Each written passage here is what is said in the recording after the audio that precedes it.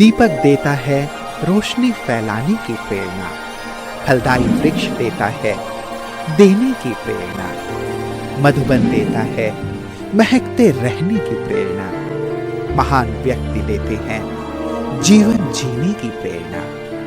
आओ प्रेरणा से दें हम सभी को प्रेरणा।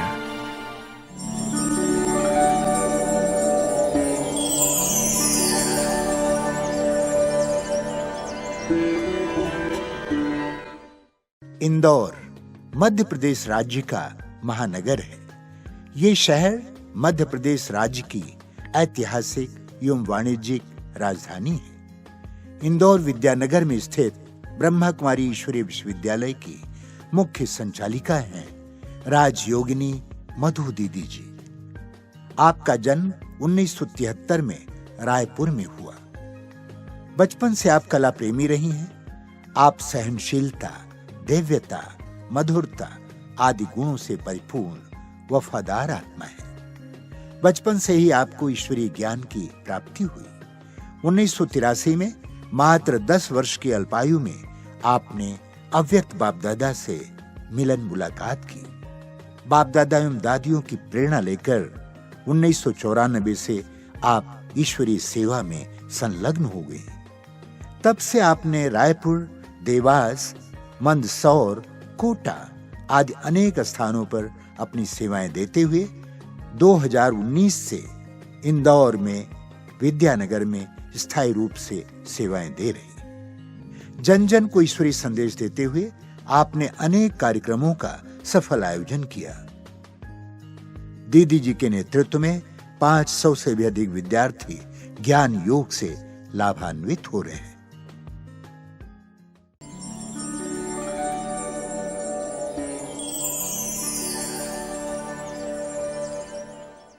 ओम शांति। मेरा जन्म स्थान छत्तीसगढ़ के रायपुर जिले के एक गांव में संपन्न धार्मिक और भक्ति भाव वाला परिवार में जन्म हुआ था और हमारा बड़ा संयुक्त परिवार था। और मेरे पिताजी हेडमास्टर थे और हमारी दादी जो है बहुत भक्ति करती थी और हमारे घर में साधु महात्मा लोग आकर रुकते थे और हमारे घर के लोग उनकी बहुत खातिरी भी करते थे और हमारी दादी माँ उनको भोजन बनाकर भी खिलाती थी। तो इस प्रकार हमारा परिवार जो है धार्मिक भक्ति भाव वाला परिवार था। और मैं 8-9 वर्ष की थी तभी मेरे पिताजी ज्ञान में आ गए थे और जैसे उन्होंने ज्ञान लिया तुरंत ही हमारे घर में महीना 15 दिन में उन्होंने गीता पाठशाला खोल दिया। और वो बहुत लगन वाले थे, बहुत निश्चय बुद्धि, आते एकदम निश्चय बुद्धि हो गए। और 3 बजे उठकर घर में रोज़ वो योग करते थे। और हमारी जो कमला दीदी जी जो रायपुर की, जो हमारी इंदौर जोन की जोन इंचार्ज थी, तो कमला दीदी जी हमारी अलौकिक टीचर रही हैं और वो हमारे घर में आया करती थी और उनकी पालना में हम लोग पलने लगे। पर क्या हुआ, जब मेरे पिताजी ज्ञान में आए तो मैं अपने चाचा जी के पास पढ़ने के लिए दूसरे शहर में गई हुई थी। लेकिन जैसे मेरे पिताजी ज्ञान में आए तो वो मुझे वापस अपने पास बुला लिए, क्योंकि मेरे पिताजी मुझे हमेशा ऐसा कहते थे कि मैं तुमको हीरा बनाना चाहता हूँ, मैं तुमको सोना बनाना चाहता हूँ।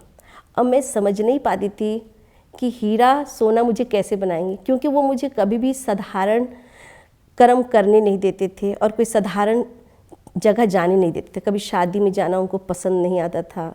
स्कूल से अगर पिकनिक जा रहे होंगे तो वहाँ मुझे जाने को मना करते थे। तो इस प्रकार मुझे भी साधारणता में आने नहीं देते थे। तो इस प्रकार जो मेरा लौकिक जो जीवन है वो बहुत अच्छी तरह से बीता। फिर क्या हुआ कि कमला दीदी जी हमारे घर में जब आती थी तो हमारे पिताजी को उन्होंने प्रेरणा दी इंदौर हॉस्टल के बारे में। कहा इंदौर हॉस्टल है और आप अपनी कन्या को वहाँ भेजो। तो मेरे पिताजी रेडी हो गए और मुझे पूछा कि आप जाओगे, तो मुझे बहुत खुशी हुई। और मुझे भी कहा, कमला दीदी ने बहुत अच्छे उनके बारे में मुझे बताया कि हॉस्टल ऐसा है, वहाँ बहुत अच्छी पालना मिलती है, भाई जी बहुत पालना देते हैं, वहाँ संस्कार बहुत अच्छा हो जाता है। तो मेरे को पहले ही दीदी ने कहा था, तो मैं भी रेडी हो गई। लेकिन मेरी माता जी कहती थी अभी तुम छोटी हो, बड़ी हो जाएगी फिर जाना। लेकिन मेरे पिताजी ने कहा और मैं भी रेडी हो गई। मधुबन मेरा पहली बार मैं लौकिक घर में जब थी, 5-6 वर्ष की थी, तभी अपने लौकिक माता पिता के साथ मैं मधुबन गई थी। उस समय ओम शांति भवन में बाबा मिलन होता था। और जब मैं पहली बार अपने माता पिता के साथ में गई तो उस समय ज्ञान तो इतना समझ नहीं था, मैं छोटी थी ना, इतना योग का समझ था। लेकिन जब मैं वहाँ पर गई तो वहाँ की जो पवित्रता, जो दादियों का निश्चल प्रेम और वहाँ की जो दिव्यता थी, मुझे अंदर से इतना खींच रहा था, इतनी कशिश हो रही थी कि मैं समझ नहीं पा रही थी। और मैंने अपने पिताजी को कहा कि हम उस समय अपने पिताजी को बाबूजी कहते थे, बाबूजी मुझे यहीं रोक दो ना।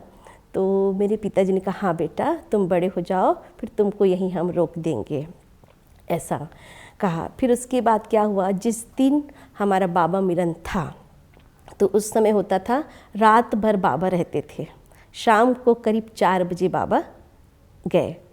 तो हर एक का टर्न आता था, हर एक जोन का। तो उस समय क्या हुआ कि हमारा भी टर्न आया, शायद 100-150 रहे होंगे पूरे इंदौर जोन से। तो सबको स्टेज पर बुलाते थे उस समय, तो सभी को स्टेज पर बिठाया। फिर बाबा ने फिर से महावाक्य उच्चारा और पूरे ग्रुप को एक वरदान दिया बाबा ने, रूहे गुलाब रूहानी खुशबू फैलाने वाले। तो ये वरदान मुझे सदा याद रहता है। और फिर बाबा ने क्या किया, हम सबको अपने पास में बुलाया, एक एक को, और 2-3 मिनट तक दृष्टि देते थे और हाथ में टोली दिया। तो ये मेरा परम सौभाग्य रहा जो डायरेक्ट बाबा से मैं दृष्टि लेकर, टोली लेकर वरदान प्राप्त किया। तो ये बाबा मिलन का जो अनुभव था। अब यहाँ से आने के बाद में जब मैं वापस घर आई तो 1-2 वर्ष बाद ही मैं हॉस्टल आ गई। तो मेरा पहला मिलन जो था वो इतना सुंदर रहा, वहाँ का अनुभव। उसके बाद मैंने सोचा कि हॉस्टल आने के बाद ये सोचा, पहले दिन जब हॉस्टल आई थी तो मुझे कुछ समझ में तो था नहीं इतना भी, लेकिन पता नहीं क्या अंदर से मुझे एक कशिश हुई कि मैं अपने घर में आ गई हूँ, ऐसा फील हुआ मुझे। और यही मेरा घर है, यही मेरा जीवन है और यही मुझे जीवन जीना है, ऐसा फील हुआ। उसके बाद क्या हुआ, जब मैं हॉस्टल में आई तो ज्ञान की शौकीन तो थी ही थी, मुझे बहुत अच्छा लगता था, लेकिन मैं योग की बहुत शौकीन थी, मुझे योग में बहुत रुचि था। तो जब भी मुझे किसी को कहीं ढूंढना होता था तो मैं योग कक्ष में मिलती थी। तो योग की बड़ी कशिश थी और यज्ञ के प्रति वफादार होकर रहना, ज्ञान योग धारणा में एक्यूरेट रहना, ये मुझे बहुत पसंद आता था। और इसलिए बड़ों का प्यार मिला मुझे बहुत। मैं निर्विघ्न 9th क्लास से लेकर ग्रेजुएशन तक पूरा पढ़ाई हॉस्टल में रहकर अपना कंप्लीट किया मैंने। देखिए, जब मैं हॉस्टल में रहती थी तो वहाँ पर क्या होता था, भाई जी की विशेष पालना तो हमें मिलती ही मिलती थी। और करुणा दीदी जी जो हमें विशेष रोज़ 1 घंटा जनरल क्लास कराती थी, तो उसमें हमें जीवन के बारे में बताया कि हमें कैसे जीवन जीना चाहिए, बहुत मोटिवेट करती थी। महान पुरुषों की भी कहानी सुनाती थी वो। और जो भी महारथी आते थे, दादियाँ महारथी, वो सभी हॉस्टल में आते थे और सभी लोग अपना अनुभव सुनाते थे और सबकी पालना मिलती थी, सबका प्यार मिलता था। तो उससे लगता था कि हम बहुत शक्तिशाली बनते गए और सबका अनुभव सुन सुनकर और सुनते सुनते बाबा पे हमें निश्चय होने लगा, अपने आप पे विश्वास होने लगा। और हमें पता नहीं चला कब हमने ये पक्का कर लिया। 12वीं क्लास तक आते आते तो हमको ये पक्का हो गया कि हमें यही जीवन जीना है, बाबा के साथ ही जीवन जीना है। हम लोग जब पढ़ाई करते थे तो हमारा जो ग्रुप था 8-10 लोगों का ग्रुप था, हम 8-10 कन्याएं एक ही क्लास की थी।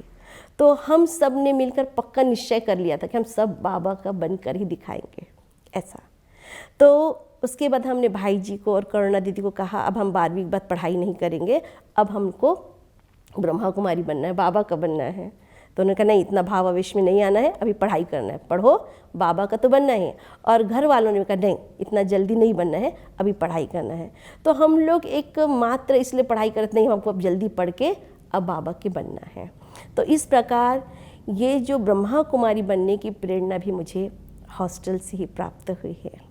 जब मैं 94-95 में ग्रेजुएशन कंप्लीट किया और जब सेवा पे निकली मैं, ब्रह्मा कुमारी बनी, तो सबसे पहले आदरणीय भाई जी ने मुझे रायपुर छत्तीसगढ़ में भेजा, कमला दीदी के पास, जो मेरी अलौकिक टीचर रही है, उनके पास भेजा। तो वहाँ पर जब भेजा तो पहले मेरा संकल्प था कि मुझे लौकिक घर के नज़दीक नहीं रहना है। ऐसा अंदर संकल्प, मैंने किसी को बोला नहीं था, लेकिन मैं आज्ञाकारी बहुत थी शुरू से ही। जब से हॉस्टल में आई थी तो कभी भी बड़ों से मैं आर्ग्यू नहीं करती थी और वो जो कहते थे वैसा ही मान लेती थी। उन्होंने जो कहा, जब कहा, जहाँ जाना वैसे मान लिया। तो मैं रायपुर गई, तो रायपुर गई इसलिए मुझे खुशी थी कि चलो मेरी अलौकिक टीचर हमारी कमला दीदी जी है, इसलिए हम वहाँ पर गए। तो वहाँ पर जब गए तो सबसे पहले जो चौबे कॉलोनी रायपुर में मेन सेंटर, कमला दीदी जी उसी में रहती थी, वहीं पर हम गए दीदी के पास में। और दीदी हमको बहुत अच्छा ट्रेनिंग देने लगी।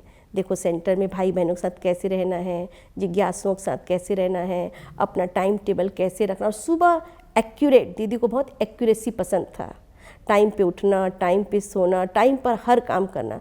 तो हमारा स्टूडेंट लाइफ तो बहुत अलग था, लेकिन ब्रह्मा कुमारी लाइफ कैसे जीना है वो मैंने कमला दीदी के पास जाके सीखा। कि जैसे हम 2 महीने दीदी के पास थे, 2 महीने के बाद हमको एक सेंटर दे दिया कि आपको सेंटर संभालना है करके। तो 2 बहनें हमारे, वो और मेरे से भी छोटी थी, और मुझे भी बड़े के रूप में वहाँ पे रखा। तो हम सेंटर, उस समय तो बहुत नशा होता था, उमंग होता था कि बस बाबा ने मेरा रखा है। तो बहुत, क्योंकि मेरी शुरू से आदत थी, मुझे अमृत वेले का बहुत शौक था, तो अमृत वेले उठती थी और बहुत सुंदर वहाँ पर नए नए अनुभव होता था। फिर एक बार क्या हुआ, जब वहाँ से मैं इंदौर से कुछ बीमार पड़ गई, तो मुझे वापस भाई जी ने और करुणा दीदी ने इंदौर वापस बुला लिया। तो इंदौर वापस आई तो यहाँ पे जब साकेत सेवा केंद्र खुला, तो फिर भाई जी ने मुझे वहाँ पर निमित्त बनाया साकेत सेवा केंद्र के। तो साकेत सेवा केंद्र में तो हमको थोड़ा सेट करके दिया था कुछ वस्तु वगैरह, लेकिन उसके बाद एक और सेंटर खोला आशीष नगर। तो क्या हुआ कि दीदी ने हमको कहा, मधु देखो, अब यहाँ तुमको खुद को सब कुछ करना है ना, अब यहाँ पे खुद को अपने दम से ही करना है। तो मुझे भी नशा था, हाँ मुझे सब कुछ नया नया कर, पुराना कुछ भी नहीं लेना है यहाँ पर। तो जब वहाँ पर हम उस सेवा केंद्र पे गए तो क्या हुआ, वहाँ ज़्यादा कुछ था नहीं कि दीदी ने थोड़ा सा 2-4 गिलास थे, 1-2 प्लेट थे और एक तपेली था, और ज़्यादा कुछ नहीं था, और थोड़ा बहुत आलू, चने, दाल और चावल, इतनी चीज़ें हमारे पास थी। तो क्या हुआ, पहले दिन जब हम गए तो अब खाना बनाना था। तो खाना एक तपेली में हमने क्या किया, उसमें चावल डाल दिया, आलू डाल दिया और दाल डाल खिचड़ी बना लिया।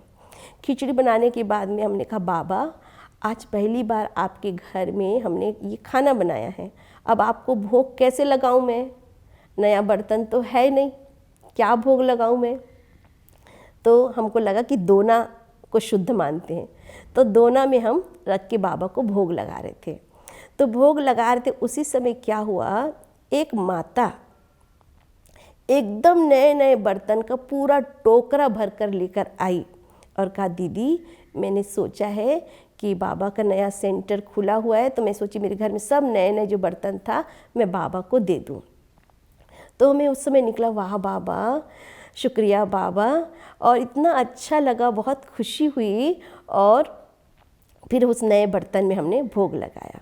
फिर क्या हुआ, हमारे पर एक फटी सी दरी थी और एक बाबा का फ़ोटो था। तो एक भाई आया, वो टेक्सटाइल में था, कोर्स करने आया। तो भाई जी को आना था सेंटर पे उस समय उद्घाटन करने के लिए।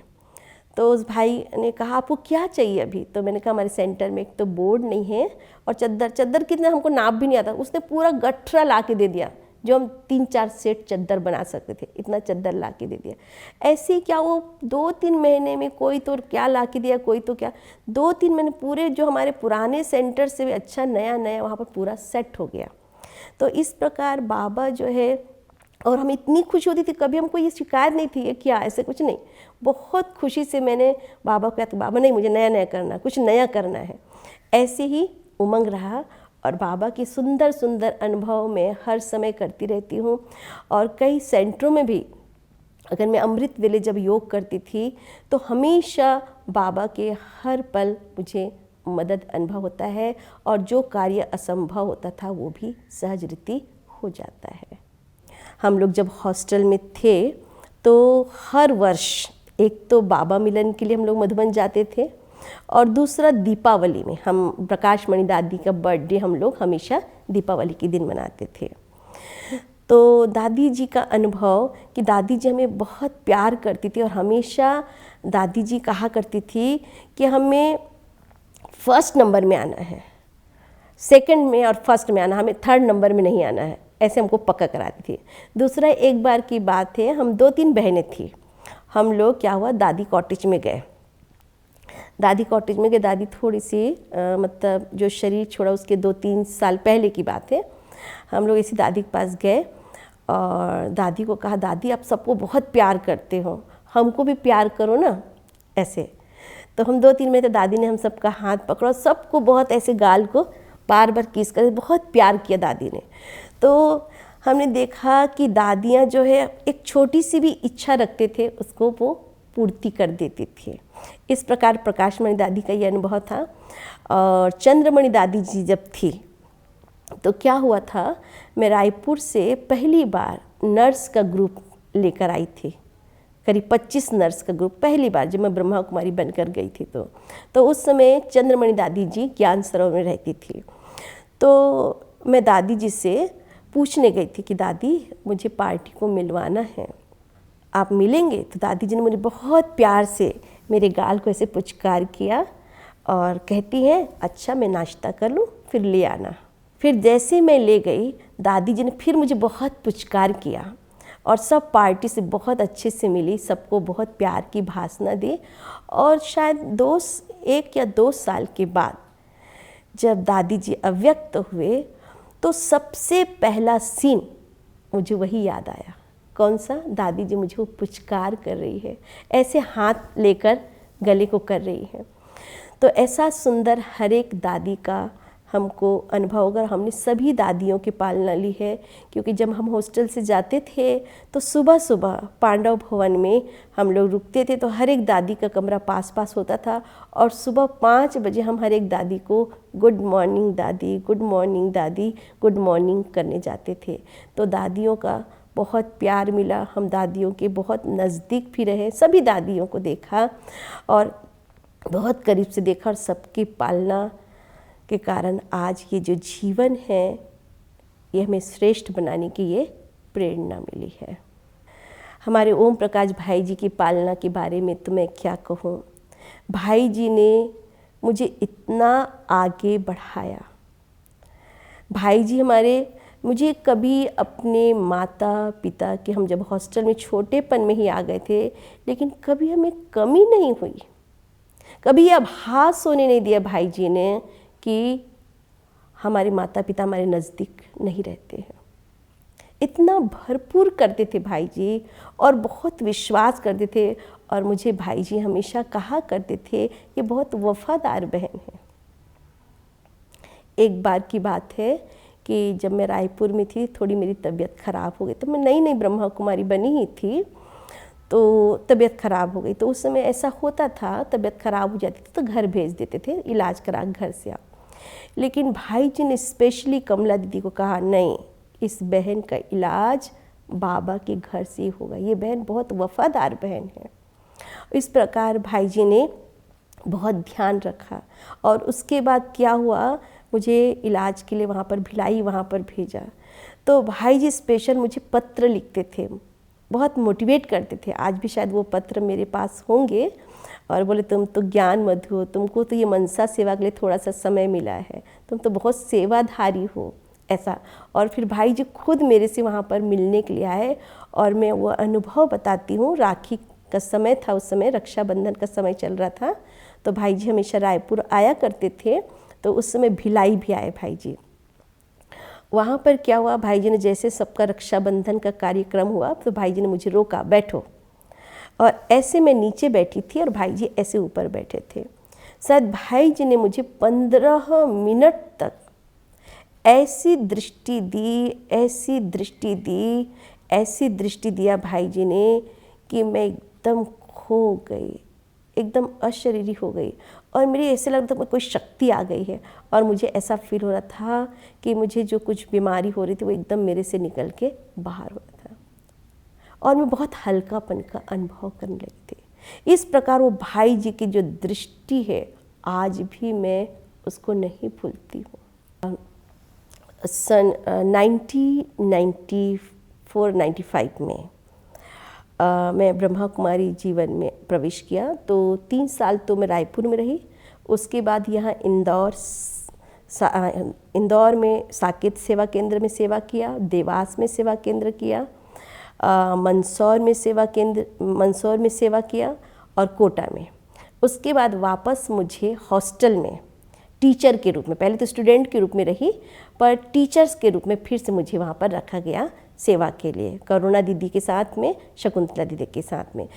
तो इस प्रकार अनेकानेक सेवाएं बहुत सारे सेवा केंद्र में करते हुए अभी वर्तमान समय में जब हमारी यहाँ पर आदरणीय सुमित्रा दीदी जी ने जब 2019 में उन्होंने शरीर छोड़ा, तो वापस मुझे वहाँ पर विद्यानगर सेवा केंद्र की संचालिका बनाया, और यहाँ जो पूरा छावनी जो यूनिट है उसकी सह संचालिका के रूप में जिम्मेवारी सौंपी गई है। तो इस समय मैं वर्तमान समय विद्यानगर सेवा केंद्र में संचालिका के रूप में कार्य कर रही हूँ। ब्राह्मण जीवन की विशेषताएं और धारणाएं। विशेष एक तो मैं अमृत वेले पे बहुत ध्यान देती हूँ, शुरू से लेकर अमृत वेले में कभी मिस नहीं करती हूँ। दूसरी बात, मैं हर परिस्थिति में पॉजिटिव रहने का अभ्यास करती हूँ। कुछ भी हो, कैसे भी हो, हमेशा पॉजिटिव, मेरी नेचर है, मुझे पॉजिटिव रहना है। तीसरी बात, मुझे एक्यूरेट, रेगुलर, पंक्चुअल, मुझे हमेशा ध्यान पे रहता है कि मुझे रेगुलर रहना है, पंक्चुअल रहना है, एक्यूरेट रहना है। मुझे मतलब आलस, अलबेलापन ये पसंद नहीं आता है कि समय पे उठना, एक्यूरेट काम करना, ये मुझे बहुत पसंद है। और यज्ञ के प्रति वफादार रहना, हमेशा ये मैं ध्यान रखती हूँ कि कभी भी मैं किसी गलत चीज़ में शामिल होकर यज्ञ को नुकसान नहीं पहुंचा सकती मैं, और हमेशा बड़ों के प्रति और यज्ञ के प्रति मुझे वफादार रहना बहुत पसंद है। वर्तमान समय मेरा विशेष पुरुषार्थ रहता है कि हम लोग सेवाएं तो कर रहे हैं, और मुझे सेवा का भी बहुत उमंग रहता है, लेकिन मुझे अब लगता है जितनी बाहर से उमंग उत्साह हो सेवा से, अंदर से डिटैचमेंट होना चाहिए। मैं चाहती जैसे समय की समीपता के अनुसार, समय जो हमें इशारा दे रहा है ना, तो दादियों को जो हम देख रहे हैं और अपने बड़ों को देख रहे हैं, तो वो लोग कैसे सब कुछ करते हुए अंदर अंदर सूक्ष्म रीति से वो पुरुषार्थ कर रहे हैं, गुप्त रीति से कैसे वो पुरुषार्थ कर रहे हैं, और कैसे वो सबसे न्यारा होकर, डिटैच होकर कर सब कुछ रहे, बहुत उमंग उत्साह से।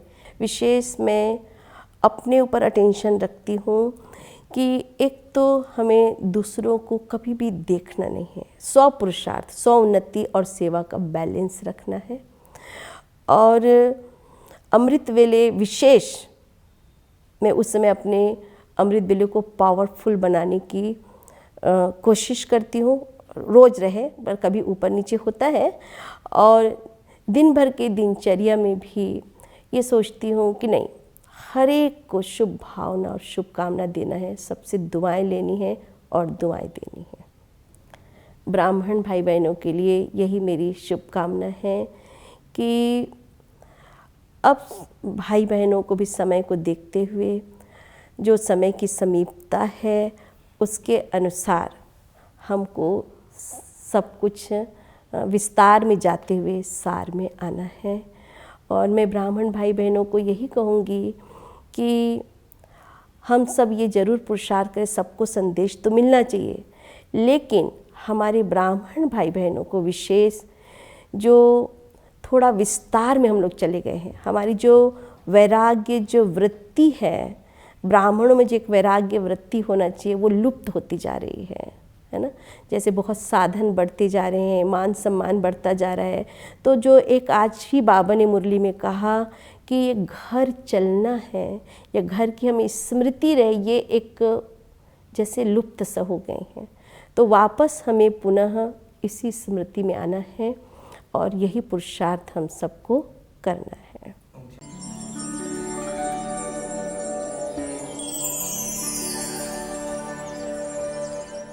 दीदी के लिए मैं एक बात कहना चाहूँगी कि परम कलाकार ने धरती पर ऐसा नूर बिखेरा, सौम्यता की शाही से ऐसा चित्र उकेरा, जिसमें से उभरी एक परम आनंदित छवि, जिनका नाम है आदरणीय मधु दीदी।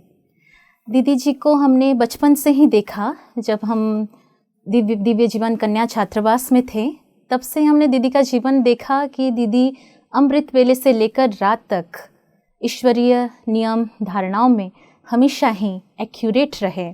साथ ही साथ बाबा के लिए प्यार, बड़ों के लिए सम्मान, यज्ञ के प्रति जो भावना है दीदी में अगाध है। आदरणीय मधु दीदी के साथ वैसे तो कई अनुभव हैं, परंतु आज मैं आपके समक्ष 3 बातें रखना चाहूँगा, जिसमें से सबसे पहली बात जो हमें दीदी जी ने सिखाई वह यह कि दीदी ने सदा हमें पहले दिन से कहा कि आपको हांजी का पाठ पक्का रखना है। इसी को फॉलो करते हुए हमने सदा हांजी कहा और हमने यह सीखा कि बाबा ने हमें हांजी कहते कहते ऑलराउंडर सेवाधारी भी बनाया। दूसरी बात जो हमें दीदी ने सिखाई वह सिखाया आज्ञाकारिता। और तीसरी बात, अंतिम बात हमें जो दीदी जी ने सिखाई वह यह सिखाई कि आपको कभी भी साधारणता में नहीं आना है।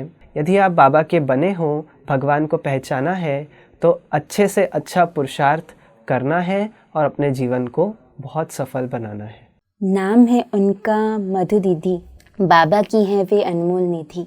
सबको जीना सिखाती हैं वो, सरल रहना सिखाती हैं वे, बताती हैं वे सबको निश्चय पूर्वक रहने की विधि। मैंने मधु दीदी से सब कुछ सीखा, खाना बनाने से लेकर कोर्स कराने तक सब कुछ मधु दीदी ने मुझे सिखाया। मैंने मुख्यतः 3 बातें दीदी में देखी। पहली बात, दीदी हमेशा कहते हैं वैल्यूज़ को धारण करो तो वैल्यूबल बन जाएंगी। दीदी कहते हैं सबके गुणों को धारण करो। दीदी में हमने देखा दीदी कैसा भी व्यक्ति हो उनमें कोई ना कोई गुण देख लेती हैं और अपने अंदर धारण कर लेती हैं।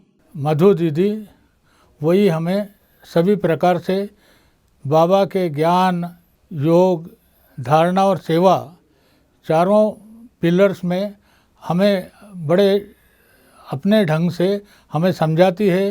रोज़ाना हमें श्रीमत देती है और उसी के अनुसार कई बार हम लोगों को न केवल मुरली सुनने के लिए लेकिन विभिन्न प्रकार के आयोजन करके और बाबा का जो संदेश है उसको पहुंचाने में हमें मदद करती है। मैं मधु दीदी से अत्यधिक प्रभावित हूँ। दीदी के जीवन में हमने देखा दीदी का विशेष ध्यान कर्म पर रहता है।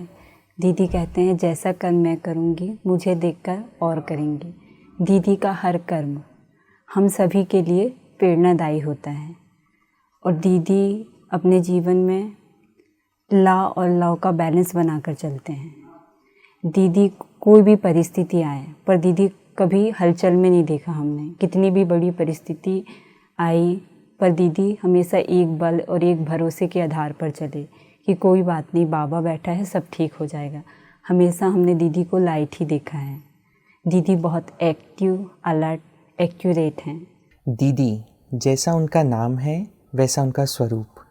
मैंने उन्हें रियलिटी में सबसे मधुर व्यवहार करते हुए देखा है, अपकारियों पर उपकार करते हुए देखा है। दीदी में क्रिएटिविटी है। क्रिएटिविटी अर्थात उनमें हमेशा रहता है कि हम क्या चीज़ न्यू कर सकते हैं, जो ओल्ड हो गया वो नहीं, हम उसमें से क्या न्यू कर सकते हैं। दीदी में परफेक्शन है। दीदी हमेशा ओम प्रकाश भाई जी का एग्जाम्पल देते हैं कि जैसे बाहर की दुनिया में कहते हैं 19 या 20 होना चाहिए, भाई जी हमेशा कहते थे 21वां होना चाहिए। ये दीदी हमेशा एग्जाम्पल दिया करते थे। दीदी में एक्यूरेसी है, वो हर काम को हमेशा एक्यूरेट करना पसंद करते हैं और हमें भी यही सिखाते हैं। हमारे जो टीचर है मधु दीदी, उनसे हमें बहुत कुछ सीखने को मिलता है। बहुत प्यार से, ज्ञान योग से सभी आत्माओं की पालना करते हैं। उनका खुद का ही व्यक्तित्व इतना प्रभावशाली है। क्लास में जो भी आते हैं, छोटे बड़े सभी के साथ उनका व्यवहार बहुत ही ज़्यादा सम्मानजनक रहता है, प्यार भरा रहता है।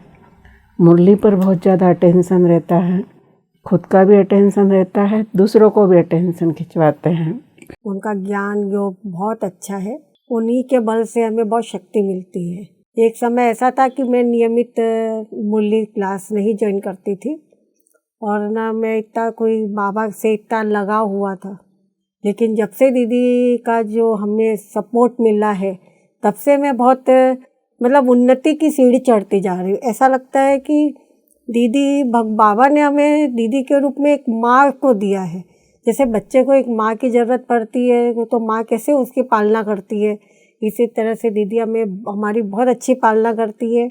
मधु दीदी बहुत ही सहनशील और बहुत प्यारी आत्मा है। वो सबको, जितने भी हम स्टूडेंट्स हैं, वो सबको बहुत प्रोत्साहित करती है। कोई भी काम जब नया करना हो या कोई सेवा करनी हो, वो तब तक पीछे पड़ी रहती है जब तक वो काम होता नहीं है। मधु दीदी बड़ों के साथ बड़ी और बच्चों के साथ बच्चे बनकर हमको जितनी भी बाबा की सेवा होती है, उनके बारे में ज्ञान होता है, वो बहुत ही सिंपल लैंग्वेज में बताती है।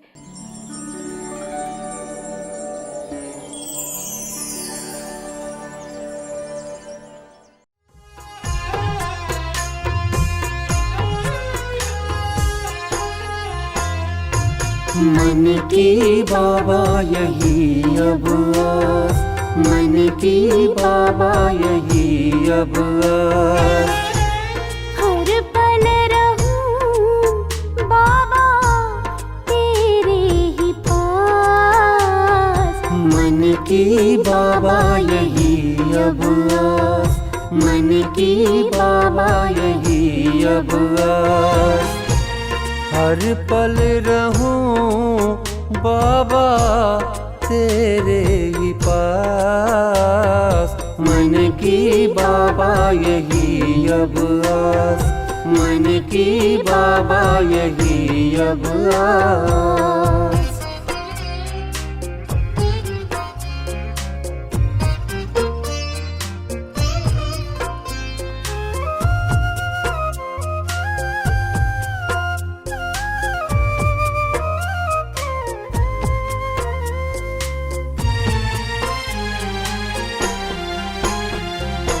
अमृत वेले सामने हो आते, सारी खुशियाँ तुमसे हम पाते।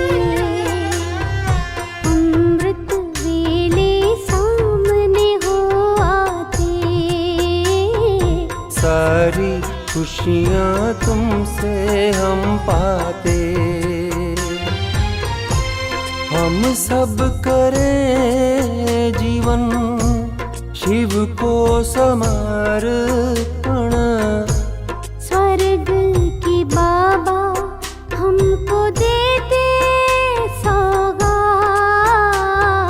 मन की बाबा यही अब आस, मन की बाबा यही अब आस।